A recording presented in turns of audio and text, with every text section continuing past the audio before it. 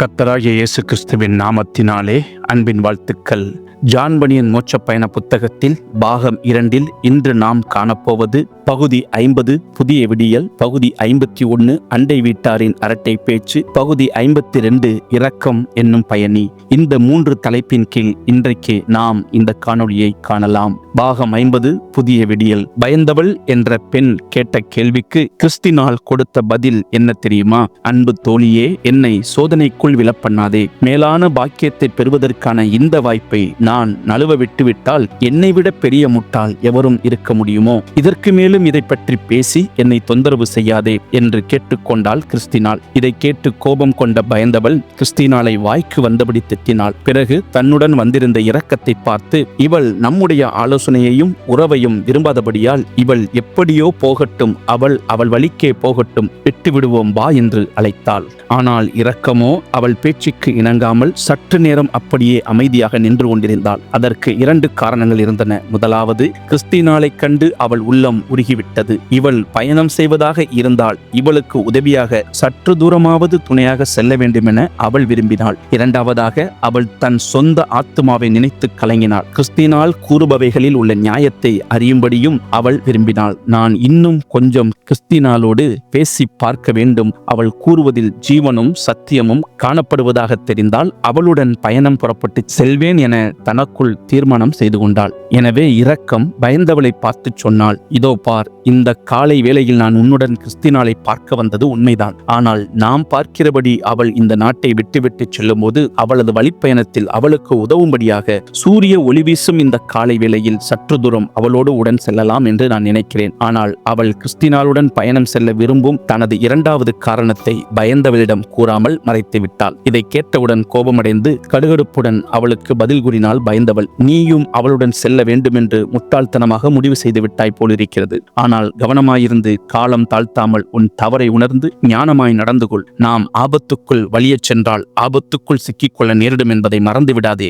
இவ்வாறு கூறிவிட்டு தன் வீட்டுக்கு திரும்பிவிட்டால் பயந்தவள். ஏமாந்து விடாதீர்கள். வீண் வார்த்தைகளால் உங்களை யாரும் ஏமாற்ற விடாதீர்கள். ஏனெனில் மேற்கூறிய செயல்களால் தான் கீழ்ப்படியாத மக்கள் மீது கடவுளின் சினம் வருகின்றது. எனவே அவர்களோடு நீங்கள் எதிலும் பங்கு கொள்ள வேண்டாம். ஒரு காலத்தில் இருளாயிருந்த நீங்கள் இப்போது ஆண்டவரோடு இணைந்து ஒளியாயிருக்கிறீர்கள். ஆகவே ஒளி பெற்ற மக்களாக வாழுங்கள். எபேசியர் 5:6-8.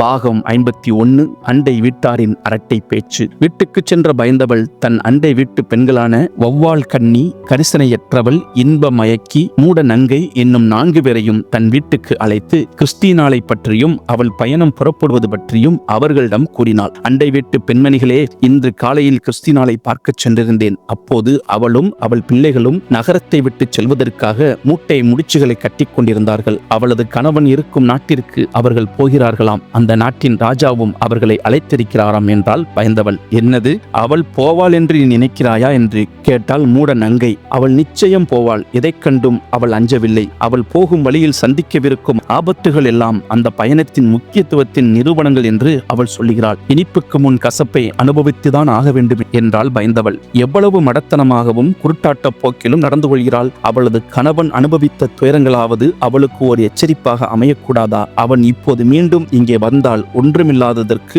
இவ்வளவு பிரச்சனைகளை ஏன் சந்தித்தோம் என்று சொல்லி இங்கேயே திருப்தியுடன் இருந்து விடுவான் என்றே நான் நினைக்கிறேன் என்றால் வௌவால் கண்ணி. இப்படி கற்பனையில் வாழும் முட்டாள்கள் இந்த நகரத்தை விட்டு போய் தொலையட்டும். அவள் போவது நமக்கு தொந்தரவு ஒளிந்தது போலாகும். இப்படிப்பட்ட மனதோடு அவள் இங்கே இருந்து விட்டாள். யாரால் அவள் அருகே அமைதியோடு வாழ முடியும்? அதனால் அவள் போவதை பற்றி நான் ஒருபோதும் கவலைப்பட போவதில்லை.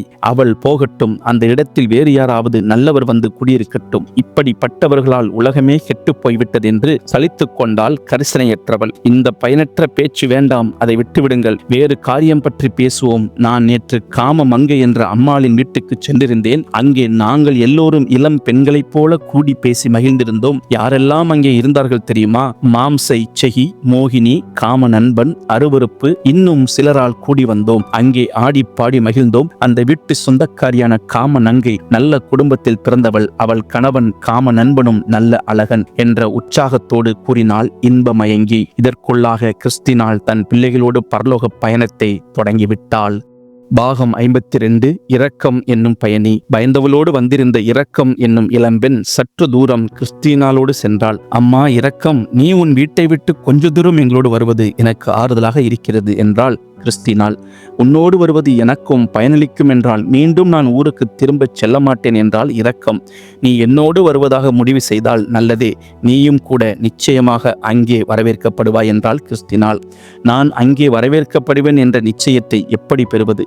அப்படி ஒரு நம்பிக்கை எனக்கு கிடைக்குமானால் பாதை எப்படிப்பட்டதாக இருந்தாலும் பயணம் புறப்பட்டு விடுவேன் என்றால் இரக்கம். அப்படியானால் நீ ஒன்று செய், குறுகிய வாசல் கதவு வரை எங்களுடன் வா, அங்கே உன் காரியத்தை நிச்சயப்படுத்தி அறிந்து கொள்ளலாம். அங்கே நீ பயணத்திற்கான ஊக்கத்தை பெறாவிட்டால் உன்னுடைய இடத்திற்கே திரும்பி போய்விடலாம். அதுவரை என்னுடனும் என் பிள்ளைகளுடனும் கூட நடந்து வா என்றால் கிறிஸ்டினாள். அப்படியானால் நான் உங்களோடு வருகிறேன், என்ன நடந்தாலும் சரி, அங்கே என்ன நிகழப் போகிறது என்பதை பிறகு பார்த்துக் கொள்ளலாம். பரலோக ராஜா எனக்கு வழிகாட்டுவார் என்று கூறி அவர்களோடு சேர்ந்து நடந்தால் இரக்கம். கிறிஸ்டினாளின் மனம் மகிழ்ந்தது. இரக்கம் அவர்களோடு வருவதால் மட்டும் அவள் மகிழ்ச்சி அடையவில்லை. அந்த இளம்பெண் கொஞ்சமாவது தன் மீட்பை பற்றி அக்கறை கொண்டிருக்கிறாளே என்று எண்ணியும் அவள் மகிழ்ச்சி அடைந்தாள். அவர்கள் நடந்து சென்று கொண்டிருந்த போது திடீரென இரக்கம் ஏங்கி அழத் தொடங்கினாள். ஏனம்மா அழுகிறாய் என்று அன்போடு கேட்டாள் கிறிஸ்டினாள். ஐயோ, என் உறவினர்களின் நிலையை எண்ணித்தான் நான் கண்ணீர் வடிக்கிறேன். அவர்கள் இன்னும் அந்த பாவம் படிந்த பட்டணத்திலே இருக்கிறார்களே, அவர்கள் என்ன செய்ய வேண்டும் என்பதை கூற யாருமே இல்லையே என்று அழுதாள் இரக்கம். நீ இப்போது உன் உறவினர்களுக்காக கண்ணீர் வடிப்பது போலத்தான்